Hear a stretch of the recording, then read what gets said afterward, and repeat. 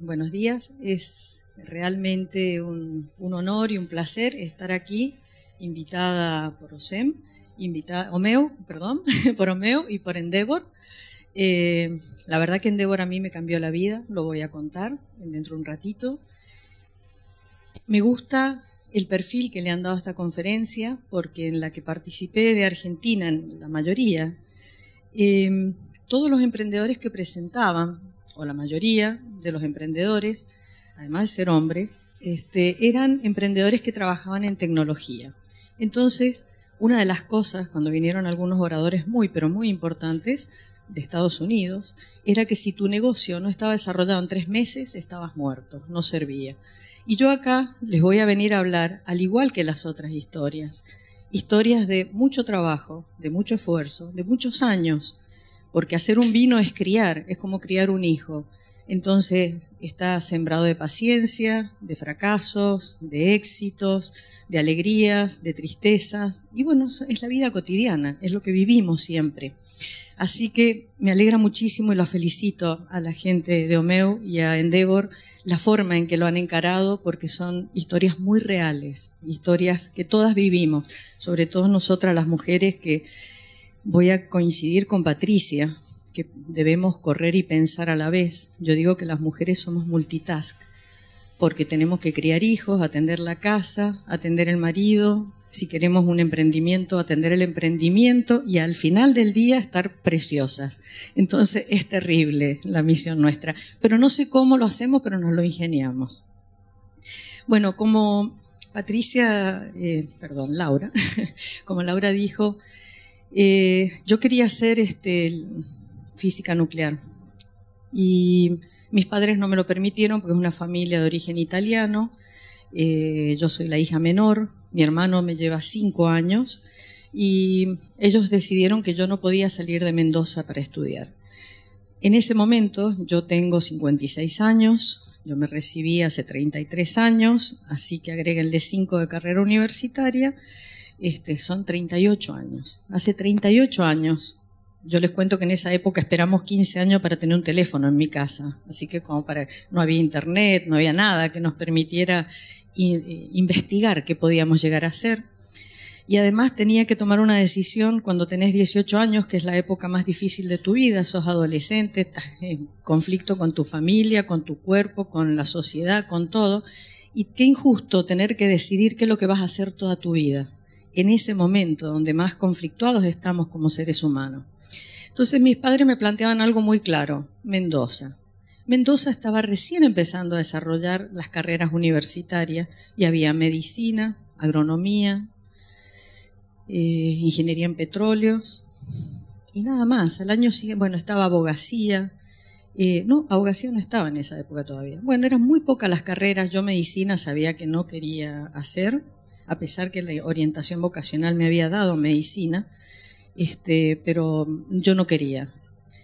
Agronomía tampoco, fíjense qué cercana que terminé agronomía, pero yo quería física nuclear porque me encantaba la física, la matemática, la química, naturalmente me salen muy fáciles, entonces yo pensaba que era mi vocación. Y de casualidad, yendo un día a comprar al almacén de la vuelta de mi casa, en esa época existían los almacenes, no los supermercados, me encuentro con un amigo de mi hermano. Mi hermano había empezado agronomía, él había empezado con él, y él abandonó agronomía y empezó otra carrera. Entonces me dice: che, tu hermano me contó que estás buscando una carrera para seguir. Vos sabés, yo me metí en enología, vieras qué linda que es, tiene los 3 años en común con ingeniería. ¿Por qué no comenzás y después decidís qué vas a hacer? Y efectivamente fui y me inscribí, comencé, y la verdad que me apasioné por lo que viví en esa universidad. Era una universidad con profesores muy entusiastas, muy apasionados. Creo que la carrera de enología o los enólogos tenemos algo en común en el mundo, que es la pasión por hacer vinos, la pasión de vivir y trabajar con algo vivo, porque un vino es algo que evoluciona, cambia, crece, para bien o para mal. Igual que, yo siempre lo comparo con la maternidad, igual que los hijos. Entonces, tuve esa suerte y aquí estoy con mi vida dedicada a ello. En la última reunión que pude compartir con el foro en donde está Michelle Bachelet, el foro de Nueva York de mujeres emprendedoras. Estuve hace un mes en una conferencia de Women Empowerment y tomé unas 4 frases que dijo una empresaria muy importante y que me impresionaron y me parecieron muy buenas. Miren, yo lo vivo de esta manera también. Cuando tenemos problemas, siempre debemos pensar que esto también va a pasar. O sea, siempre los problemas pasan. Después de la noche amanece el día, después de la tormenta viene el sol. O sea, siempre que tienen un problema piensen, esto va a pasar. Segundo, haz que cada minuto de tu vida sea importante. Eso es verdad. Si nosotros no hacemos que cada minuto de nuestra vida sea importante, enseguida vamos a desanimarnos, vamos a pensar que lo que estamos haciendo no vale la pena. Cuando hace un rato estábamos en el momento de networking, estaba en la cola del baño y escuchaba a 2 jóvenes que estaban detrás mío y una comentaba, el sábado me fui súper entusiasmada, pero después el lunes no sabía cómo hacer, cómo arrancar, no sé cómo organizarme. La otra le contestó, yo en la mañana hago las cosas temprano y después me organizo. Es verdad, si cada minuto del día ustedes lo hacen importante y planifican su día de manera creativa, la creatividad es muy importante. Es tan importante como que realmente nos marca el camino. Entonces la forma de creatividad es visualizar claramente lo que ustedes quieren hacer en el día. Visualizarlo la noche anterior, visualizarlo en la mañana temprano, antes de levantarse, en un momento en que nuestra mente está muy receptiva y nuestro cerebro trabaja por nosotros. Créanme, nuestro cerebro trabaja por nosotros.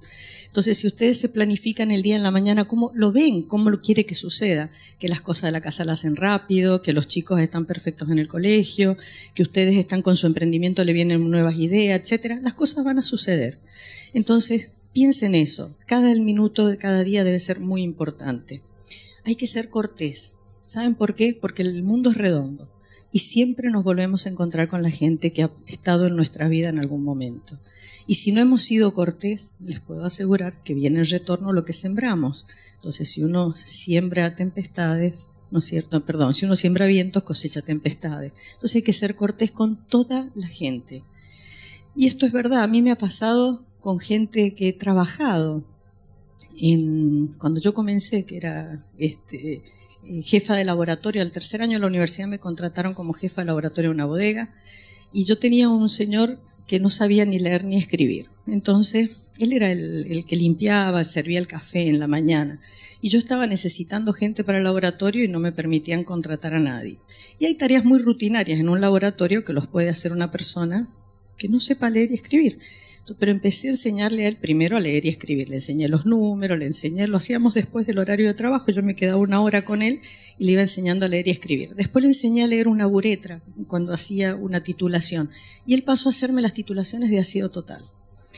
Bueno, pasaron los años y este hombre después trabajó en laboratorio ahí en la bodega. Y me lo volví a encontrar muchos años después, pero como 20 años después, trabajando como jefe de laboratorio de Bodega Gior. No les puedo decir el placer que yo sentí de haber colaborado con este hombre a su alfabetización y a poder haber hecho algo como esto. Y siempre fue con todo el cariño y la cortesía que se puede brindar con toda persona que tenemos. Él tenía un enorme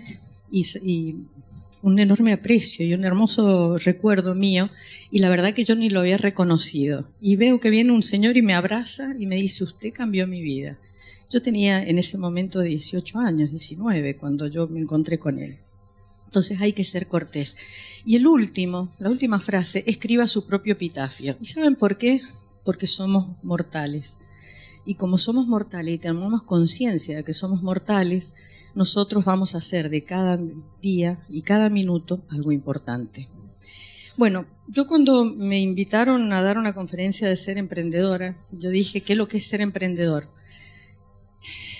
La verdad que yo cuando a mí me convocaron de Endeavor en el año 2002 para aplicar como emprendedor en Endeavor, yo dije, ¿qué es ser emprendedor? Entonces, la verdad que yo no tenía una respuesta, no entendía qué es lo que era Endeavor, no entendía nada de todo esto, pero me presenté como todas las cosas que he hecho en mi vida.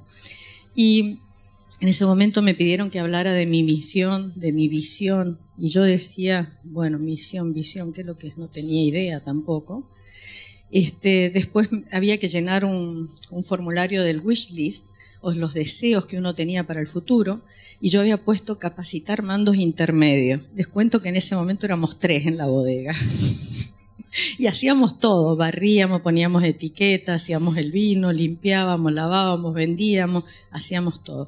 Pero bueno, nunca dejé de aspirar realmente a hacer lo mejor que podía hacer de mi vida. Pero este momento de Endeavor fue en el año 2002 y mi historia comienza en el año 81. En el año 81, cuando yo me recibo con honores. Este era mi sueño, ir al Instituto Balseiro. Yo quería este paisaje para mi vida, pero me tocaba este otro. No es tan feo tampoco, pero es desértico, una gran diferencia. Ahí me estaba recibiendo, se ha corrido el círculo. Esta soy yo, chicas, con 23 años, el día que estoy recibiendo mi medalla de oro de la universidad, que me graduaba con honores. Yo no me había enterado que era medalla de oro de la universidad. Me llama el sacerdote que era el decano de la universidad. Yo estaba de vacaciones con mis padres en las sierras de Córdoba pescando. Me encanta pescar. Entonces la policía cae a la noche a tocar la puerta de la casa, una noche de tormenta en julio, y dice mi papá, ¿qué pasó? Pensábamos que había pasado algo en Mendoza, que mi hermano se había quedado. Y era la policía que me buscaba porque había llamado el decano de la universidad que yo tenía que estar a la semana siguiente para recibir mi medalla de oro en la universidad. Yo no tenía idea. ¿Por qué? Porque, como dijo Patricia recién, siempre todo lo que hice, lo hice con mucha responsabilidad. Entonces yo estudiaba con mucha responsabilidad, me gustaba, me apasionaba estudiar, soy curiosa, muy curiosa. Entonces siempre estoy estudiando, hasta el día de hoy sigo estudiando. Después de 33 años de profesión, sigo estudiando y capacitándome, porque es muy importante informarse. Nuestra carrera es una carrera que es muy creativa. Hacer un vino es un arte, pero ese arte tiene que estar respaldado por la ciencia para que ese vino cada año sea igual o mejor al año anterior. Entonces es muy importante la capacitación. El único aterrizaje posible para mí fue Cafayate, porque yo sufrí también la discriminación de género. A mí me pasó igual que a Patricia. Cuando me ofrecieron un trabajo en Giol, en realidad uno de los directores, muy optimista porque era amigo de mi papá y creía que yo iba a poder llevar una bodega, cuando me recibo, dice, yo voy a proponer al directorio que te den la bodega Los Helechos. Era una bodega nuevita que habían hecho en Tupungato. Cuando fui lo propuso al directorio, que le dijeron, una mujer ni locos, no entra. Así que no tenía posibilidades. Entonces, sale un aviso en el diario Los Andes de Mendoza, buscando un enólogo para una bodega en Cafayate. Y pedía 4 años de experiencia, ser segundo o tercer enólogo de una bodega de primer nivel, dominio del inglés, si hablaba francés mejor. Yo no llenaba ninguno de todos esos requisitos. Ninguno. No hablaba inglés, no hablaba francés, no hablo francés todavía, pero el inglés sí. No tenía 4 años de experiencia, me había recibido hacía 3 meses. Nada, no llenaba nada. Entonces digo yo, bueno, mi hermano cae con el aviso y me dice, che, ¿por qué no contestás? Entonces le digo, pero ¿vos sos ciego o no estás viendo lo que dice ahí? Le digo, si yo no lleno nada de estos requisitos. Y me contesta, vos lo que pasa es que no tenés ganas de trabajar. Típico del hermano, ¿no? Entonces, bueno, ahí pedía carta manuscrita. Entonces me acosté, enojada con mi hermano, enojada con mi mamá, porque mi mamá me decía también, ¿por qué no escribís? Qué sé yo, mi papá no decía nada, porque era su hija favorita. Entonces, él, solo pensar que yo me fuera a Cafayate se moría. Entonces mi papá, mudo. Entonces, a las 4 de la mañana me desperté con la carta redactada en mi cabeza. ¿Qué puse en esa carta? No lo sé, les juro por mi vida. En esa época no había internet, la carta tenía que ser manuscrita, yo tenía papel y sobre, como toda chica joven, porque nos escribíamos cartas con nuestros amigos. Entonces me levanté y escribí la carta. Oh, sorpresa, a los pocos días me citaron y pasé por un proceso de selección de entre 87 enólogos, me dieron la oportunidad en quedar en los primeros 20, de los 20 a los 10 la terna, y en la terna me llaman y me dicen, mire Susana, quedó en la terna final. Pero quiero decirle lo siguiente, un empresario de Buenos Aires, le voy a dar a usted la primera oportunidad. Dice, ¿cuánto quiere ganar? Y le digo, mire, yo qué puedo decirle que puedo ganar si yo no tengo ni idea el trabajo que tengo que hacer, no sé dónde voy a ir, ¿qué es lo que usted me ofrece? Me ofreció 400, no sé cuántos. Argentina cambia la moneda muy rápido, así que no sé si era moneda nacional, austral, qué es lo que era en ese momento, y los gastos pagos. Entonces me dice, mire, le voy a decir una sola cosa, las mujeres son muy buenas o muy malas. Y dentro de 30 días vamos a sentarnos a hablar a ver si usted continúa o no en el trabajo. Bueno, y allá me fui a Cafayate. Por hacer una historia larga, y la vamos a hacer corta, estuve 9 años en esa empresa, de ser la enóloga peor pagada de Cafayate. Me acuerdo que los enólogos cuando yo llegaba me decían, pero vos estás loca, estás regalando tu trabajo, ¿qué es lo que estás haciendo?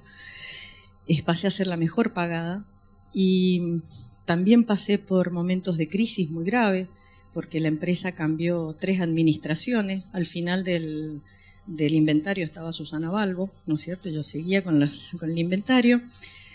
Me casé, tuve mis 2 hijos, José y Ana, los llevaba a la bodega conmigo porque no tenía medios para pagar una niñera, ni mucho menos. Entonces eso, la bodega con mucha visión, me permitía llevar mis hijos conmigo, así que partíamos en pleno invierno con 10, 12 grados bajo cero, los chicos todos abrigados, pobrecitos, en el auto, y los tenía en mi oficina conmigo. Después la bodega me permitió tener una habitación en la casa de la bodega, y una de las chicas de la bodega, en la época de cosecha, me ayudaba a cuidarlos. Pero así yo les daba el pecho, porque les di el pecho a mis 2 hijos hasta el año. Les podía dar, amamantarlos y tenerlos conmigo, y los cuidaba mientras trabajaba. Eso no es imposible. O sea, cuando uno tiene deseos y aparte necesidad, la verdad que la necesidad mueve. Pero también no busquen la motivación afuera, la motivación está dentro de nosotros, es interna. No es posible motivar a una persona desde afuera. La motivación parte de nuestro espíritu, de nuestras ganas de superación, de nuestras ganas de hacer cosas. Y entonces la energía aparece totalmente. Bueno, estuve ahí hasta el año 90. Los últimos meses antes de venirme de Cafayate estuve sin cobrar mi sueldo durante 9 meses porque la compañía se presentó en convocatoria de acreedores. Me pagaron con un cheque falso los 9 meses. Cuando fui a cobrarlo, el cheque no tenía fondos, pero tuve la suerte de que lo puse a cobranza un día miércoles antes de Semana Santa y Dios me protegió. Porque lo pagaron porque era del mismo banco. A la semana siguiente me llaman por teléfono y me dicen, mire, tiene que devolver la plata. ¿Cómo? Le digo, sí, tiene que devolver la plata porque el cheque no tenía fondo. Y le digo, mire, lo lamento, yo no voy a devolver nada. Usted se arregla con su cliente, que él cubra los fondos. No, dice, pero nos ponen un problema a nosotros. Es un problema suyo. Yo lo tengo por necesidad. Con esto, si yo no como, no le puedo pagar la comida a mis hijos. Así que lo siento mucho, ustedes se arreglan. Ellos se arreglaron y les pagaron, desde luego. Esta era el primer camión de uva torrontés que yo molía en esa bodega, en esa cosecha del año 82. Esa soy yo, ya con casi 24 años. Y les cuento que esta uva nunca me imaginé yo que me iba a poner en el mapa mundial del vino, porque hoy soy la empresa que más exporta torrontés de la Argentina. Y soy reconocida por el vino que yo hice por primera vez en ese año, en el año 82. No lo sabía, eso me lo tenía preparado el destino. Bueno, el primer intento, cuando me vine de Salta, trabajé con mis padres, 6 meses, mi hermano seguía tan optimista como siempre, entonces decía, vamos a comprar vino, bueno, vamos a comprar vino. ¿Te gusta este vino? No, mira Jorge, me parece que tiene un defecto. Bueno, no sabes nada, este está bien. Así que lo compro. Así que obviamente al cabo de 6 meses le dije a mis padres, miren, yo no puedo trabajar con ustedes, mis padres habían hecho una bodega en ese momento, no puedo trabajar con ustedes, tengo un marido enfermo, ese era mi marido, el papá de mis hijos, yo era cabeza de familia, entonces yo necesito pelear por mi familia, así que me fui. Me fui y mi papá me pagó como reconocimiento o gratificación 3.000 damajuanas de vino. 3.000 damajuanas de vino a precio que hoy podrían ser, es como si mi papá me hubiera pagado 30.000 pesos. Era muchísima plata. Yo tenía que pagar mi alquiler, tenía que pagar el colegio de mis hijos, que los mandaba a un colegio bilingüe. ¿Por qué lo hice? Porque yo decía, yo necesito trabajar y mis hijos tienen que estar en manos expertas. Por lo tanto, los chicos iban a un colegio desde las 8 menos cuarto de la mañana hasta las 5 de la tarde y que no les pasara como me pasaba a mí, que yo tuve que aprender a hablar inglés sola, adulta, estudiando con cassette, porque no tenía formación para poder enfrentar el mundo moderno. Y mientras tanto yo trabajaba intensamente. Volvíamos a casa, ellos hacían sus deberes y yo les decía, bueno, hacemos todas nuestras tareas, yo hacía las mías también, cenábamos muy temprano, a la cama, a las 6 de la mañana, todo el mundo de vuelta arriba. Este fue el intento, pero fracasé totalmente. Me estafaron, perdí mi marido, esa estafa fue muy grave, casi yo pierdo todo, vendí esa bodega, decidí poner ese dinero a resguardo para la educación de mis hijos, ya solo pensando que me pasara algo a mí, porque ya no estaba el padre. Y fueron momentos muy, pero muy duros, terrible. Yo hubo momentos que no tenía, antes de llegar cuando tuvimos la estafa, yo no tenía ni para pagar ni mi alquiler, ni el colegio de los chicos, nada. Y por supuesto no podía recurrir a mi familia porque me había ido y me habían desheredado, así que estaba clarísimo. Bueno, pasaron los años, me puse a trabajar para otras bodegas, trabajé en otros lados, como les mencionaron a ustedes, siempre capacitándome, siempre con foco, siempre teniendo ganas, siempre pensando en qué hacer. Y nuevamente empezó el bichito de hacer algo propio. ¿Por qué? Porque me sentía dueña de mi destino. Yo había intentado esto, el primer intento, porque yo quería tomar mi destino en mis manos. Yo no quería depender de que me pagaran un sueldo y mañana no lo cobrara y yo no pudiera pagar la educación de mis hijos. Yo tenía mucha fe en que yo podía hacerlo sola.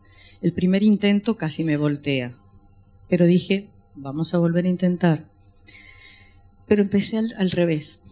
En vez de hacerlo en el camino tradicional, que es el camino que había hecho en el primero, de comprar la tierra, etc., este segundo intento empecé comprando uva, haciendo lo que sabía hacer mejor, haciendo el vino, era más fácil. Empecé con cantidades muy pequeñitas, Yo le estoy hablando a ustedes, a ver, 1.000 cajas, son 9.000 litros de vino, compré 15.000 kilos de uva, o sea, y en ese momento el precio de la uva era muy barata. Es más, en el primer intento, la inversión, que empezamos con una planta de fraccionamiento, y íbamos casa por casa vendiendo vino, hasta que mi hija tuvo una enfermedad muy grave y yo estaba viajando y me tuve que volver de emergencia a Mendoza. Había empezado comprándole a una persona que era conocida de mi familia 3.000 litros de Riesling y 15.000 litros de Cabernet. El monto total era $1.200 a pagar en 8 cuotas y para mí era una cosa brutal, terrible para pagar eso, pero lo pude hacer y ahí comencé. Ese es el que fracasé y pude guardar algo del dinero cuando vendí la empresa. Y empecé el segundo intento al revés. Empecé exportando. Dije, nunca más para el mercado argentino. Con todo el respeto de mis compatriotas, las crisis que vivimos en Argentina, que ustedes las han vivido como consecuencia de la crisis argentina, porque la crisis de ustedes del 2002 fue consecuencia de la crisis argentina, que vivíamos en un mundo de fantasía donde se destruyó toda la industria de valor agregado, y la gente, había 40 y tanto % de la gente que estaba fuera del sistema. La verdad que el país implosionó en ese momento. Todas estas crisis a mí me han enseñado, yo pasé por inflación, hiperinflación, recesiones, estafas, etcétera, y la verdad que me enseñaron que uno tiene que tener un optimismo enorme, una gran pasión por lo que hace y realmente tener la convicción de que uno puede. Y yo siempre pensaba, yo puedo. Este fue el segundo intento. Esta es la tierra que compré después que empecé el negocio, ¿no es cierto?, vendiendo, exportando. En el año 99 exporté 1.000 cajas a Inglaterra. En el año 2000 fueron 2.500. En el año 2001 ya estábamos vendiendo 7.000 cajas. Entonces necesitaba hacer mi propia bodega. Decidí comprar esta tierra. Había sido el ataque a las Torres Gemelas ese poco dinero que yo había sacado de la venta de la bodega, prácticamente lo había perdido todo y decidí invertir en mi propio proyecto. Entonces, el segundo intento, esta era la tierra. Esta fue la primera etapa de la bodega, 2002, la estábamos terminando con Argentina incendiándose. Yo decidí invertir todo lo que tenía en esto y tomar crédito comercial, que me lo había logrado por 20 años de prestigio, de trabajar y ser muy honesta en el mercado, y me ayudaron todos mis proveedores, esa es la verdad, y lo que me ayudó más. Este fue el segundo, esta es la primera etapa. Esta es la segunda etapa, cuidado con lo que piensas. Esto que yo les digo, cuidado, porque se convierte en verdad. Esta es la segunda etapa. Ahí está. La tercera etapa es esta. Hoy la bodega está ampliada. Hoy exportamos 220.000 cajas a 35 países del mundo. El momento de retribuir, porque si estamos tan llenos de bendiciones y tenemos tanta suerte, que es por supuesto fruto de mucho trabajo, mucho esfuerzo, mucho estudio, no rendirse jamás, hay que retribuir. Y el cambio cultural que yo viví viviendo en Salta y viendo toda esta gente que tenía tantas dificultades y tantos problemas, a mí me modeló. Me modeló de que no se recibe si no se da primero. Aunque estemos en las peores de las condiciones, siempre hay que dar. Por eso comencé a trabajar para la industria en general, porque dije, no hay mercado, vamos a crear el mercado. Fui nombrada presidente de Wines of Argentina, creamos un mercado muy importante y esta es mi empresa. Estos éramos los 3 primeros que trabajábamos, todavía trabajan conmigo, todavía no se han rendido. Y comenzaron más y más y más y más y más y más y más. Este es el equipo de la bodega. Este es el equipo trabajo en responsabilidad social empresaria. Tenemos 4 egresados de la universidad pagados por nosotros toda la carrera, carrera secundaria y universitaria. Tenemos un comedor infantil con 150 niños que alimentamos. Tenemos el equipo de fútbol de Dominio del Plata en las ligas infantiles y juveniles, apostando a que Agrelo, la región donde yo estoy, sea un lugar donde la gente elija para vivir. No hay empresa exitosa si no tiene la capacidad de derramar para los que vienen y están con uno. Mi gente tiene sistemas de microcréditos, créditos para ellos. Nosotros los ayudamos a mejorar su vida, a educar a sus hijos y seguir adelante. El sueño de una madre, mis 2 hijos hoy trabajando conmigo en la empresa. Muchísimas gracias.